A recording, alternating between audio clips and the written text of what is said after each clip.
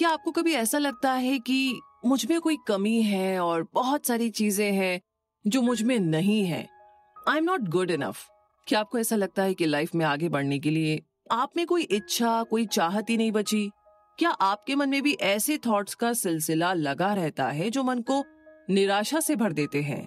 जब ये negative thoughts लंबे समय तक हमारे मन में चलते रहते हैं तो हमारे मेंटल स्टेट और मन की शांति को डिस्टर्ब कर देते हैं। आपको लगता होगा कि काम को कल पर टालने की आदत तो आम बात है, जो हर इंसान कभी ना कभी करता ही है। लेकिन जब आप गौर करेंगे तब आपको एहसास होगा कि असल में आप डिप्रेस्ड है, तनाव में है, स्ट्रेस में है। तो इस समरी के थ्रू आप खुद को बेहतर तरीके से समझना सीखेंगे। आप ये समझना सीख जाएंगे कि क्या आप डिप्रेशन से घिरे हैं या नहीं। अगर हाँ, तो वो डिप्रेशन किस हद तक आगे बढ़ चुका है। आप डिप्रेशन को ठीक करने के एक नए मेथड यानी कि कॉग्निटिव थेरेपी के बारे में भी जानेंगे। इस थेरेपी के जरिए आप खुद को अच्छा महसूस करवाने की शुरुआत कर सकते हैं। घबराइए मत। डिप्रेशन को ठीक करने के लिए आपको घंटों किसी थेरेपी सेशन या कड़वी दवाइयों या किसी और चीज की जरूरत नहीं है। ये थेरेपी अपने ही विचारों यानी कि थॉट्स को बदलने के बारे में है। जब आप पॉजिटिव थॉट से अपने मन को भरने लगेंगे तो धीरे धीरे आपकी मेंटल हेल्थ अच्छी होती चली जाएगी। अगर आप डिप्रेशन को गहराई से समझना चाहते हैं, अगर आप खुद को ठीक करने की जिम्मेदारी अपने ऊपर लेना चाहते हैं, तो ये समरी आपके लिए बिल्कुल परफेक्ट है। ये ऐसी नॉलेज और टेक्निक से भरी हुई है जिसकी आपको तलाश है, जिसे आप ढूंढ रहे हैं। यहाँ तक कि इसमें कुछ ऐसे टेस्ट भी दिए गए हैं जिनकी मदद से आप अपनी इम्प्रूवमेंट खुद मॉनिटर कर सकते हैं। तो समय आ गया है जब आप खुद अपना ध्यान रखना शुरू करें, और वो भी सिर्फ अपने नजरिए और सोच को बदलकर। Summary of feeling good, the new mood therapy, जिसे लिखा है डेविड बर्न्स ने। तो आइए जानते हैं सबसे पहले चैप्टर के बारे में, जो है a breakthrough in the treatment of mood disorders. यानी कि डिप्रेशन एक ऐसा शब्द है जो आजकल अक्सर हमें सुनने को मिल ही जाता है। ये एक मेंटल कंडीशन है जिसकी चपेट में कई लोग आ चुके हैं। एक बात जिस पर हम ध्यान नहीं देते वो ये है कि हम अक्सर इसे अनदेखा कर देते हैं, जो आगे चलकर बहुत खतरनाक रूप ले सकता है। क्योंकि डिप्रेशन अगर वक्त पर संभाला न जाए तो इंसान को आत्महत्या के दरवाजे तक ले जाता है। इसे भूल करके भी नजरअंदाज ना करें। लंबे समय से इसे ट्रीट करने के लिए, इसका इलाज करने के लिए साइकोथेरेपी और दवाइयों का इस्तेमाल किया जा रहा है। लेकिन हाल ही में साइकोलॉजिस्ट ने इससे भी ज्यादा असरदार तरीके के बारे में पता लगाया है, जिसे कॉग्निटिव थेरेपी कहते हैं। इसकी शुरुआत 1950 में हुई थी। इस रेवोल्यूशन के पीछे डॉक्टर एल्बर्ट एलिस और डॉक्टर आरोन टी बैक है। उसके बाद कई सालों तक इस थेरेपी पर और रिसर्च की गई और इसे जोरों शोरों से पेशेंट्स के इलाज के लिए अपनाया जाने लगा। ये थेरेपी बड़ी जल्दी आपका मूड बदलने में मदद करती है और ये एक जबरदस्त थेरेपी है जो आपको खुद को और अपने मूड को अच्छे से समझने में और उसे कंट्रोल करने में मदद करती है। इस थेरेपी के असर को स्टडी करने के लिए पेनिसिल्वेनिया में साइकोलॉजिस्ट के एक ग्रुप ने एक एक्सपेरिमेंट किया। उन्होंने कॉग्निटिव थेरेपी और ड्रग थेरेपी के रिजल्ट को कंपेयर करने का फैसला किया। इसके लिए उन्होंने 40 से ज्यादा पेशेंट्स को चुना। ये पेशेंट सीवियर डिप्रेशन से जूझ रहे थे। वो इतने निराश और उदास थे कि उन्हें लगता था जैसे उनकी जिंदगी खत्म हो चुकी है और उनके लिए अब कुछ नहीं बचा। उनमें से कुछ ने तो कई बार आत्महत्या करने के बारे में भी सोचा था। इन सबको 2 ग्रुप में डिवाइड किया गया। पहले ग्रुप को कॉग्निटिव थेरेपी दी गई और दूसरे को ड्रग थेरेपी। 12 हफ्तों तक उन्हें ऑब्जर्व किया गया और उन्हें कई अलग अलग डॉक्टर्स ने चेक किया ताकि वो सही रिजल्ट पर पहुंच सके। इस एक्सपेरिमेंट के रिजल्ट ने सबको हैरान और चकित कर दिया। इसने साबित कर दिया कि कॉग्निटिव थेरेपी उतनी ही असरदार थी जितनी कि एंटी डिप्रेसेंट दवाइयाँ, और कई केस में तो ये दवाइयों से कई गुना ज्यादा असरदार साबित हुआ।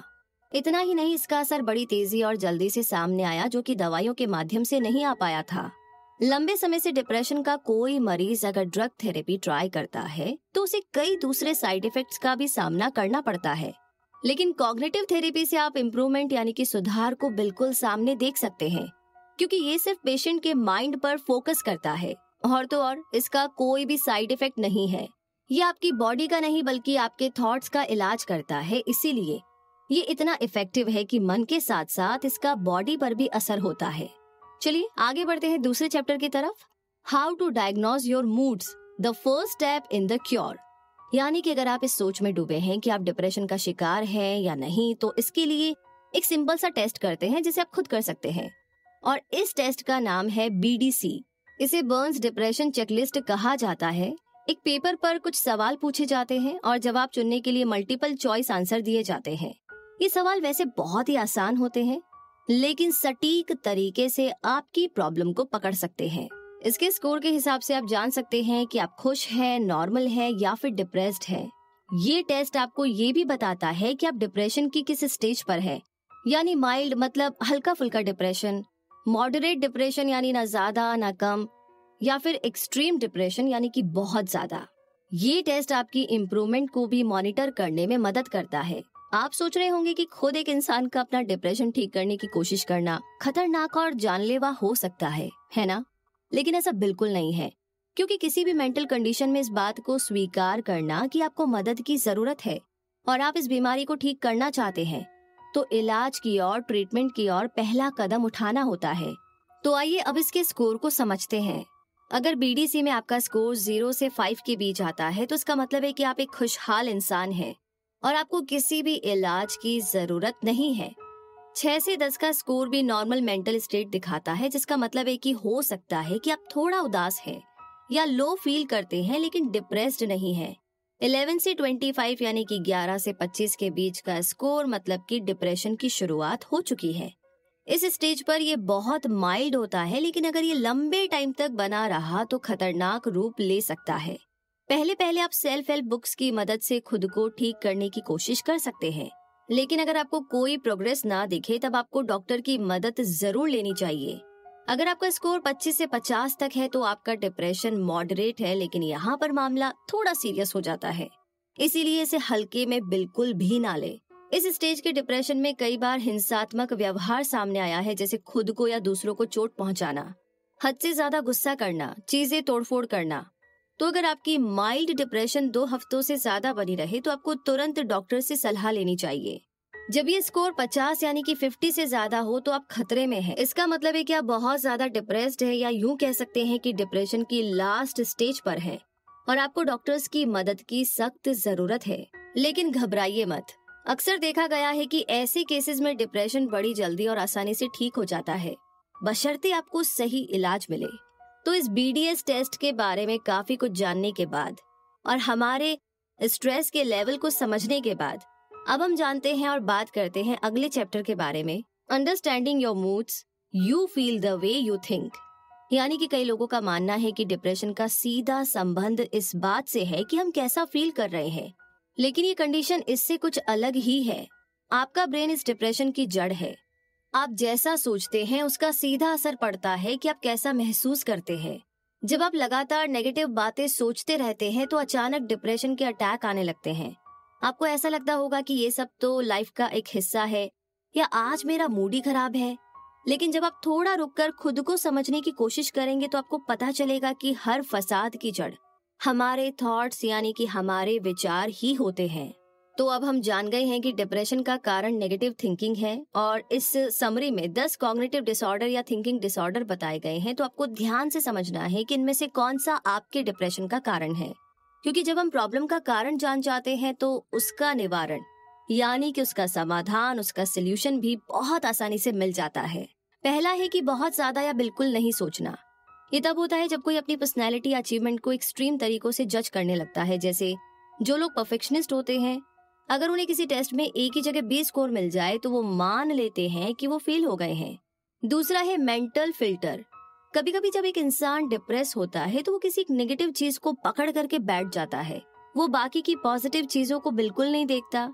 और ये तो बिल्कुल वैसा हुआ जैसे आपने एक ऐसा यूनिक चश्मा पहन रखा हो जो आपको जिंदगी के हर पहलू का सिर्फ नेगेटिव हिस्सा ही दिखाता है। यहाँ पर कुछ लोग तो हद ही कर देते हैं, वो एक पॉजिटिव थॉट को भी नेगेटिव बना देते हैं। तो ये है तीसरा डिसऑर्डर, डिस्क्वालिफाइंग द पॉजिटिव। आइए हम इसे एक एग्जांपल से समझते हैं। इस बुक के ऑथर डॉक्टर डेविड की एक पेशेंट थी जो काफी डिप्रेस्ड थी। उसकी हालत इतनी बिगड़ चुकी थी कि उसे हॉस्पिटल में एडमिट करना पड़ा। एना को लगने लगा था कि वो दुनिया की सबसे बुरी इंसान थी। उसे लगता था कि सब उससे नफरत करते थे और वो जिंदगी में हमेशा के लिए अकेली रह जाएगी। उसे विश्वास हो गया था कि उसकी परवाह कोई नहीं करता है और किसी को भी उससे बिल्कुल प्यार नहीं है।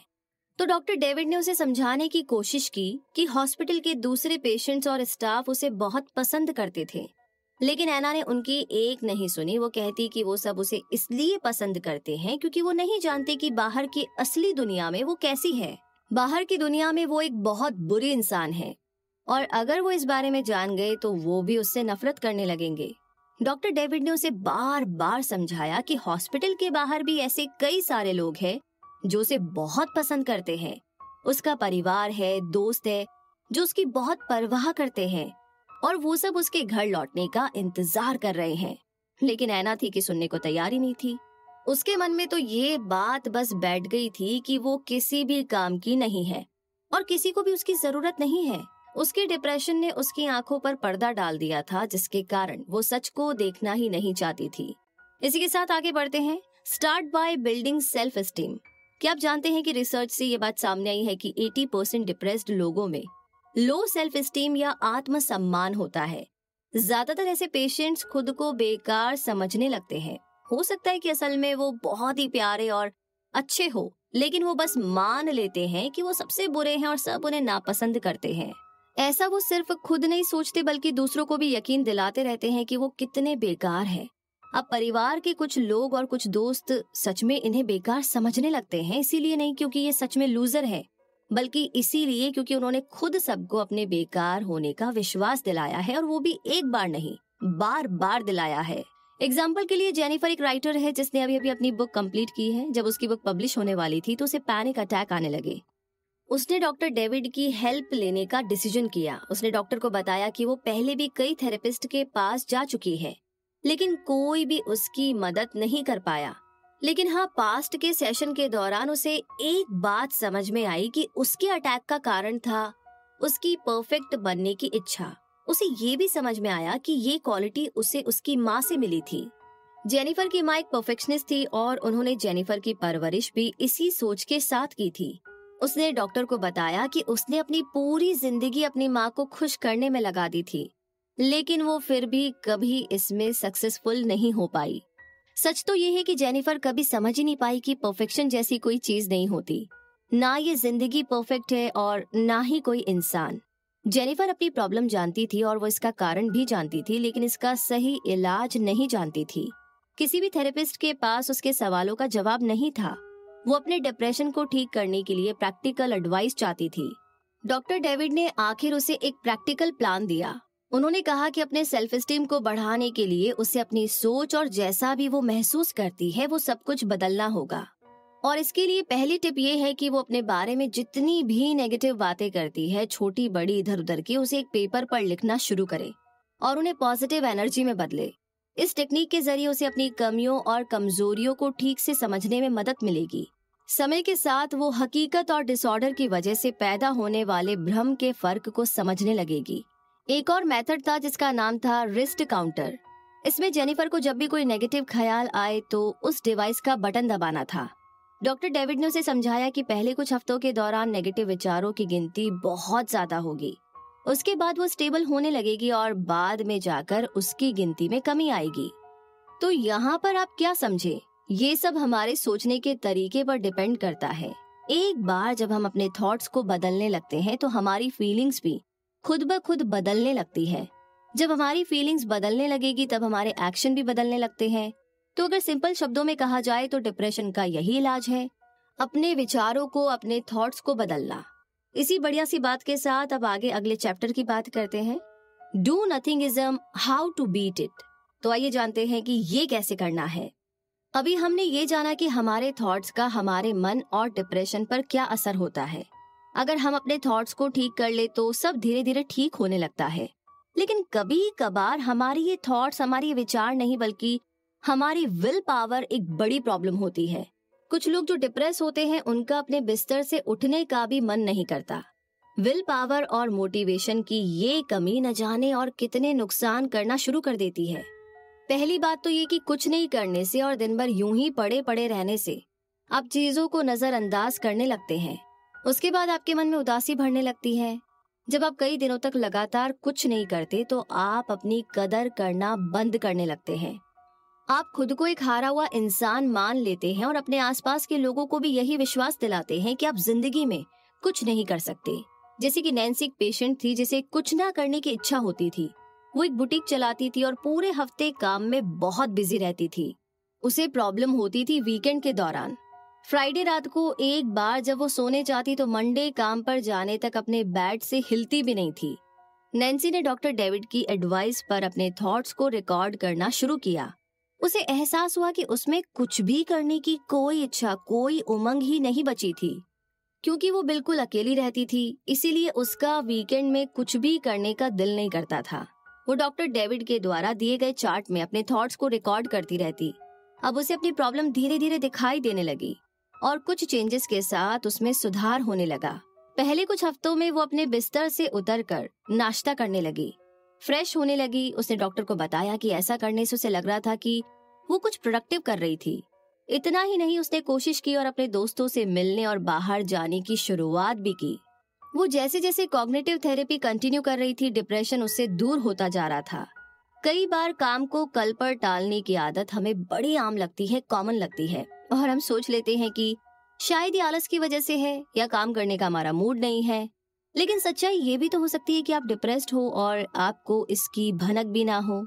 एक बार जब आप अपने थॉट्स पर ध्यान देना शुरू करेंगे तो आप बेहतर महसूस करने लगेंगे। फिर आप किसी काम को टालेंगे नहीं, बल्कि उसे जल्द से जल्द पूरा करने की कोशिश करेंगे। तो काम न करने की टालम टोल की आदत के पीछे के सीक्रेट को समझने के बाद अब हम बात करते हैं verbal judo. Learn to talk back when you are under the fire of criticism. मतलब ये कि अगर आप हमेशा खुद के लिए नेगेटिव शब्दों का इस्तेमाल करेंगे तो यकीनन आप उदास और अपसेट फील करेंगे। अगर आप खुद में कमियां या बुराइयां निकालकर खुद को नीचा दिखाते रहेंगे तो आप सच में डिप्रेस हो जाएंगे। कई बार दूसरे जो हमारे लिए कहते हैं उससे प्रभावित होकर भी हम खुद को क्रिटिसाइज करने लग जाते हैं। तो आपको इस तरह की बातों से डील करने के लिए कुछ टेक्निक सीखने होंगे। पहली टेक्निक ये है कि आपको बिना अपनी फीलिंग्स को इन्वॉल्व किए क्रिटिसिज्म को देखना सीखना होगा। आपको याद रखना होगा कि वो चुभने वाले शब्द सिर्फ उस इंसान के अपने विचार है और वो इंसान सही भी हो सकता है और गलत भी। अगर वो सही है तो आप उसकी एडवाइस मानकर खुद को अच्छे के लिए बदल सकते हैं, और अगर वो गलत है तो उन बातों को बिल्कुल अनसुना करके इधर से सुना उधर से निकाल दिया। एग्जैक्टली आपको यही करना है। तो आपको वही चीज करके खुद में अपना विश्वास बनाए रखना है। तो चलिए अब आगे सुनते हैं कहानी और जानते हैं कि इसमें हमारे लिए कौन सी लर्निंग है। ऑर्थर नाम का एक साइकेट्रिस्ट था। एक बार एक पेशेंट ने सुपरवाइजर से उसकी शिकायत कर दी। उसने कहा कि ऑर्थर बहुत ही सख्त किस्म का आदमी था। ऑर्थर को ये सुनकर के बहुत दुख हुआ। वो खुद को क्रिटिसाइज करने लगा और डिप्रेशन की ओर बढ़ने लगा। उसे लगने लगा जैसे उसका करियर ही खत्म होने वाला है और अब कोई भी उस पर भरोसा नहीं करेगा। अब अगर आप इस बात पर जरा सोचे तो आपको बड़ी आसानी से समझ में आ जाएगा कि ऑर्थर के डिप्रेशन का कारण वो पेशेंट नहीं था, बल्कि खुद ऑर्थर के विचार थे। जैसे ही किसी ने उसे क्रिटिसाइज किया तो वो डर गया। वो खुद को दोष देने लगा और सोचने लगा कि अब उसकी जॉब चली जाएगी। लेकिन ऑर्थर ने एक बार भी नहीं सोचा कि वो पेशेंट गलत भी तो हो सकता था। उसे ऑर्थर सख्त लगा, लेकिन शायद दूसरों को ऐसा ना लगता हो। इस एक नेगेटिव कमेंट को वो इग्नोर भी कर सकता था, और मान लीजिए कि अगर वो पेशेंट सही भी था तो ऑर्थर उसे ध्यान में रखकर खुद में इम्प्रूव ला सकता था, सुधार सकता था। तो सब कुछ हमारे नजरिए पर डिपेंड करता है। अगर आपका नजरिया सही होगा तो कोई भी आपको दुखी नहीं कर सकता। इस बढ़िया सी बात को जानने के बाद में अब आगे अगले चैप्टर में बात करते हैं feeling angry, what's your IQ, यानी कि 2 सवाल है। आइए जानते हैं कि इनके पीछे की मैथ्स क्या है। तो सबसे पहले हम IQ की बात करते हैं। अब ये IQ क्या भला है? IQ का मतलब होता है इंटेलिजेंस कोशेंट, जिससे ये पता लगाया जाता है कि एक इंसान में कितनी बुद्धि है। लेकिन डॉक्टर डेविड जिस IQ की बात कर रहे हैं वो है इरिटेशन कोशेंट। क्या आपको छोटी छोटी बातों पर चिढ़ होती है? क्या आप आसानी से इरिटेट हो जाते हैं? या आप में किसी भी डिस्टर्बिंग सिचुएशन को हैंडल करने की अच्छी खासी टॉलरेंस पावर है? जैसे कि जब भी आपको गुस्सा आता है तो आपके पास 2 ऑप्शन होते हैं। पहला तो ये कि आप उसे अपने अंदर ही दबा कर रख सकते हैं, या फिर उसे बाहर निकालकर बहुत बड़ा तमाशा कर सकते हैं। जब आप अपने गुस्से को अंदर दबाने का फैसला करते हैं तो एक दिन ये बढ़ते बढ़ते डिप्रेशन में बदल जाता है। तो वहीं दूसरी तरफ अगर आप चिल्ला कर अपना गुस्सा जाहिर करेंगे तो आप दूसरों को दुख पहुंचाते हैं। अब देखा जाए तो दूसरों पर गुस्सा ना निकालना ही सबसे अच्छा तरीका होता है। और इसके लिए आपको अपने IQ यानी इरिटेशन कोशेंट का इस्तेमाल करना होगा। एक बात हमेशा याद रखिए कि सिर्फ सिचुएशन आपको गुस्सा नहीं दिलाती, बल्कि आप उसे किस नजरिए से देखते हैं, आप में उसे समझने की कितनी समझ है, ये उस वजह से भी होता है। तो ये सब दिमाग का खेल है। जब आप किसी सिचुएशन को शांति से समझने की कोशिश करेंगे तभी उसका हल निकलेगा। अब पीटर को ही ले लीजिए। वो एक पिता है जो काम से थक हार कर घर पहुंचा है। उसका दिन बहुत ही स्ट्रेसफुल था और अब वो सिर्फ आराम करना चाहता था, इसीलिए अपने बच्चे को सुलाकर वो टीवी देखने बैठ जाता है। अब जब पीटर थोड़ा रिलैक्स कर रहा था, एंजॉय कर रहा था, तब अचानक उसका बच्चा नींद से जाग गया। फिर वो धीरे धीरे गिरते लड़खड़ाते हुए पीटर तक पहुंचा। अब पीटर इस सिचुएशन में कैसे रिएक्ट करता है ये सिर्फ उस पर डिपेंड करता है। या तो वो उस छोटे से बच्चे पर गुस्सा कर सकता है, या वो ये सोच करके डिप्रेस हो सकता है कि उसकी जिंदगी इतनी बेकार है कि उसके पास रिलैक्स करने तक की फुर्सत नहीं है, या फिर वो ये सोच करके शांत और खुश हो सकता है कि उस नन्हे से बच्चे ने उस तक पहुंचने के लिए अपना पहला कदम उठाया। वो एक प्यारी सी मुस्कान के साथ अपने बच्चे को गोद में उठा सकता है। इनमें से वो क्या चुनता है ये सिर्फ और सिर्फ पीटर की चॉइस है। अगर आप इसके बारे में जरा सोचे तो आपको एहसास होगा कि ज्यादातर पेरेंट्स इन अनमोल पलों को यूं ही गवा देते हैं क्योंकि वो खुद पर गुस्से को हावी होने देते हैं। हमें थोड़ा शांत होकर के समझदारी से चीजों को देखना सीखना होगा और दुनिया को देखने का अपना नजरिया बदलना होगा।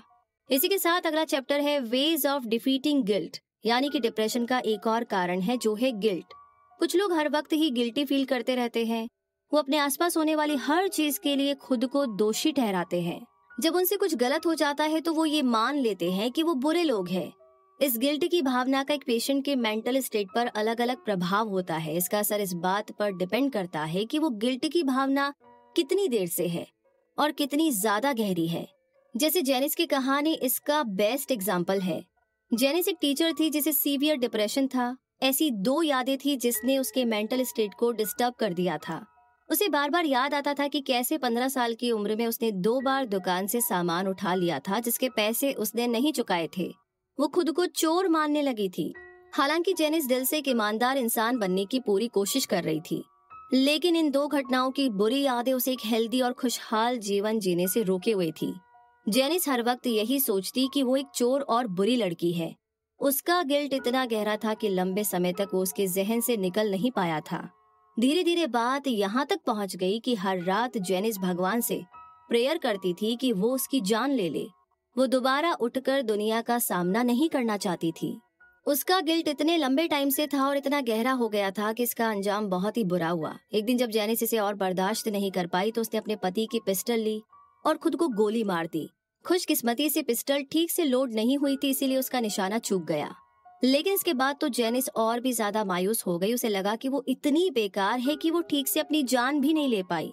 तो देखा आपने कि गिल्ट एक बहुत ही खतरनाक भावना है जो डिप्रेशन को इस हद तक ट्रिगर कर सकता है कि इंसान अपनी जान लेने से भी नहीं कतराता। तो अगर जेनिस की तरह आपके मन में भी गिल्ट से भरे थॉट्स आते हैं, विचार आते हैं, तो आप इसे गंभीर डिप्रेशन में बदलने से रोक सकते हैं। इसके बारे में और डिटेल में जानने के लिए डॉक्टर डेविड की डिप्रेशन चेकलिस्ट आपके बहुत काम आएगी। हमें समझना होगा कि कोई अपने बीते हुए कल को नहीं बदल सकता। जो हो गया सो हो गया, लेकिन आज आप पूरी कोशिश करके अपने आने वाले कल को बेहतर जरूर बना सकते हैं। आज आपके जैसे थॉट्स होंगे वो आपके आज और कल दोनों पर असर डालेंगे। अपने बीते हुए कल को पकड़कर ना रखें, उसे छोड़ना सीखे ताकि आप अपने आज पर फोकस करके उसे अच्छा बना सके। इसी के साथ टाइम आ गया है कंक्लूजन का। तो आज हमने डिप्रेशन को गहराई से समझने की कोशिश की। ये एक ऐसी कंडीशन है जो हर इंसान अपनी जिंदगी के किसी न किसी मोड़ पर एक्सपीरियंस जरूर करता है। कुछ लोग इसे पहचान जाते हैं और कुछ अनजान ही रह जाते हैं। वो अपनी उदासी और निराशा की वजह समझ नहीं पाते हैं, इसीलिए खुद की मदद नहीं कर पाते। इस समरी में हमने एक नई ट्रीटमेंट यानी कि कॉग्निटिव थेरेपी के बारे में जाना। इसने हमें ये समझाया कि हमारे विचारों की क्या अहमियत होती है और उसका हमारी भावनाओं और हमारे व्यवहार पर क्या क्या असर होता है। अगर आप डिप्रेस्ड है तो आपको उसके कारण का पता लगाना होगा ताकि आप उसका सही इलाज शुरू कर सके। चाहे आप में गिल्ट की भावना हो या लो सेल्फ एस्टीम या बहुत ज्यादा गुस्सा, तो आप इसे बिल्कुल बदल सकते हैं। सिर्फ अपनी सोच को बदलकर आप सब कुछ बदल सकते हैं। तब शायद आप इस दुनिया के सबसे खुशहाल और हेल्दी शख्स होंगे। आज भी हमारी सोसाइटी में डिप्रेशन के बारे में खुलकर के चर्चा नहीं की जाती। डिप्रेशन शब्द से शर्मिंदा महसूस ना करें। इसका इलाज कराना भी उतना ही जरूरी है जितना किसी भी दूसरी तकलीफ का।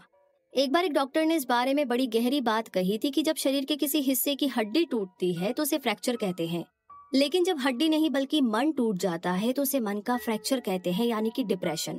डिप्रेशन मन का फ्रैक्चर है जहां इंसान मन से हार जाता है। तो ये ऐसा फ्रैक्चर है जो किसी को दिखाई नहीं देता और अक्सर वो इंसान अकेले ही घुटता रहता है। जिंदगी में हर सिचुएशन के दो पहलू होते हैं, एक अच्छा और एक बुरा। आप क्या देखना चाहते हैं वो आप पर डिपेंड करता है। आपकी लाइफ का रिमोट कंट्रोल आपके हाथों में है।